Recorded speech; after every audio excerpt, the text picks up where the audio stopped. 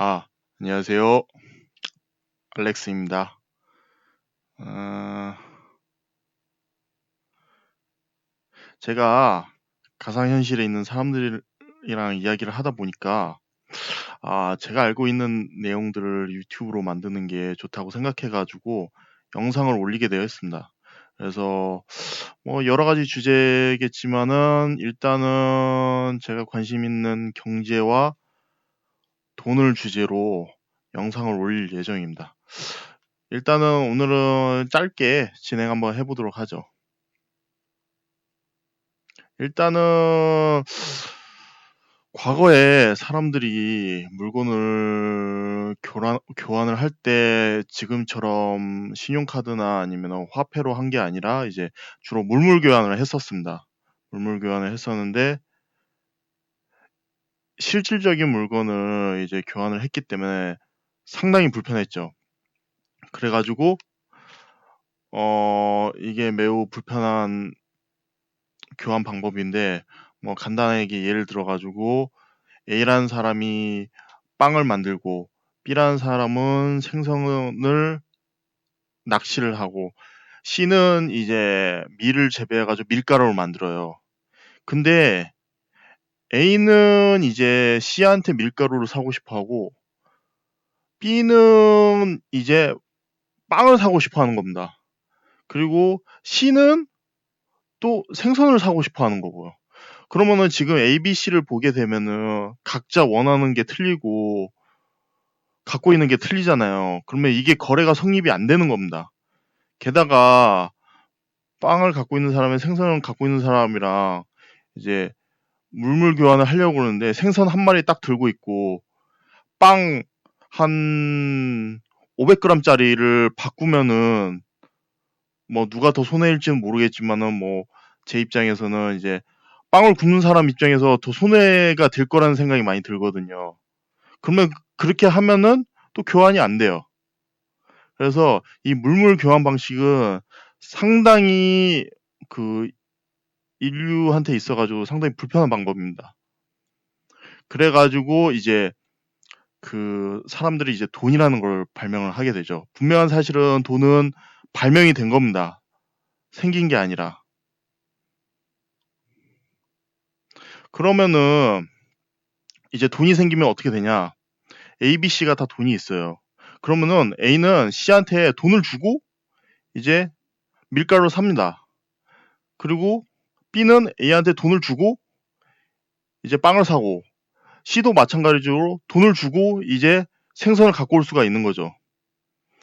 그리고 물론 다 가격은 똑같지는 않겠지만은 남은 돈이 있으면은 그걸 또 저축을 해가지고 미래를 대비를 할 수가 있는 겁니다. 근데 이제 사람들이 좀 많이 착각하고 있는 게 돈하고 화폐에 대해서 좀 착각을 많이 하고 있거든요. 네. 물론 이 둘은 거의 동일합니다. 거의 동일한데 중요한 사실은 이제 한 가지가 틀리죠. 화폐하고 돈의 차이는. 이거에 대해서 설명을 해드리도록 하겠습니다. 일단은 회계가 가능해야 됩니다. 그러니까 예를 들어서 뭐 저희가 갖고 있는 원화 같은 경우는 1,000원, 2,000원 막 그러잖아요.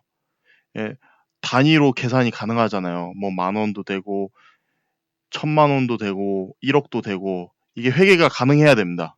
계산이 가능해야 된다는 거죠. 그리고 작은 단위로도 나눌 수 있어야 됩니다. 예를 들어서 5만 원짜리밖에 없어요. 근데 갑자기 과자가 5,000원이에요. 근데 분할을 할 수가 없어요. 그러면은 그건 화폐로서의 기능이 안 되는 거죠. 그리고 당연히 내구성이 있어야 되고, 왜냐면 호주머니에다 넣었는데 갑자기 돈이 녹아버렸다. 그건 누가 보상을 해주겠어요. 그리고 그 동일한 화폐는 다른 지역에서도 동일한 가치를 갖고 있어야 되죠. 왜냐면은 이제 예를 들어서 저는 한국에서 살고 있지만 어느 날 뭐 출장 때문에 미국에 갔어요. 그 한 5만 원 정도 지갑에다가 넣고 와가지고. 근데 미국에 갔는데 그 뭐지? 그 5만 원이 가치가 변했다. 그럼 문제가 있는 거죠. 그거는 그 화폐로서의 가치가 없는. 물론 미국에서 원화를 쓰지는 못하지만 그걸 다시 한국으로 왔을 때 당연히 쓸 수 있어야 되죠. 그리고 휴대할 수 있다. 당연히 휴대를 할 수 있어야겠죠. 왜냐하면 휴대를 하지 못하고 예를 들어서 어, 낙타를 물물 교환, 낙타를 화폐로 한다. 낙타 한 10마리 끌고 가가지고, 오늘 상추하고, 배하고 그런 거 사고 싶어요. 그러면 낙타 몇 마리 줘야 될까요? 되게 불편하겠죠? 그러니까 화폐가 만들어진 겁니다. 그런 모든 이유 때문에. 근데 이제 돈이 결정적인 화폐랑 차이점이 있는 게 뭐냐면은 가치가 변하질 않아요. 이건 완전히 정확한 표현은 아닌데 어느 시대든지 금하고 은으로는 물건을 살 수가 있었어요. 심지어 6천년 전 이집트에서 발굴한 뭐 금화나 은화 같은 것도 그냥 금은 가게에 가가지고 팔아가지고 화폐로 바꾼 다음에 물건을 살 수가 있거든요.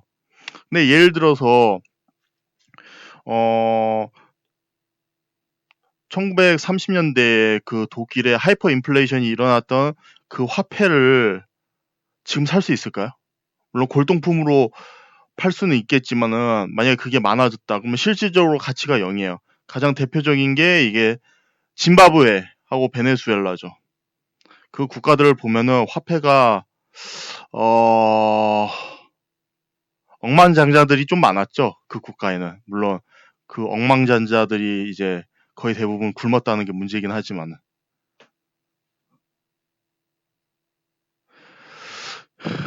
가치가 변하지 않는 거는 매우 중요합니다. 근데 이 가치가 변하지 않는다. 구매력을 유지한다. 그게 사실은 두 가지밖에 없거든요. 금하고 은하고. 쉽게 말해서 주식처럼 완전히 가치가 0이 되거나 아니면은 완전히 필요 없는 게 되거나 그렇지가 않죠. 근데 그러면 이제 궁금한 점이 생길 거예요. 왜 정부에서는 금하고 은을 공식적인 돈으로 사용하지 않냐?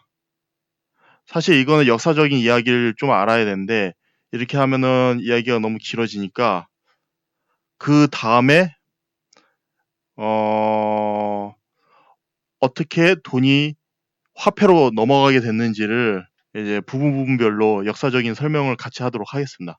아무튼 영상 시청해 주셔서 감사합니다.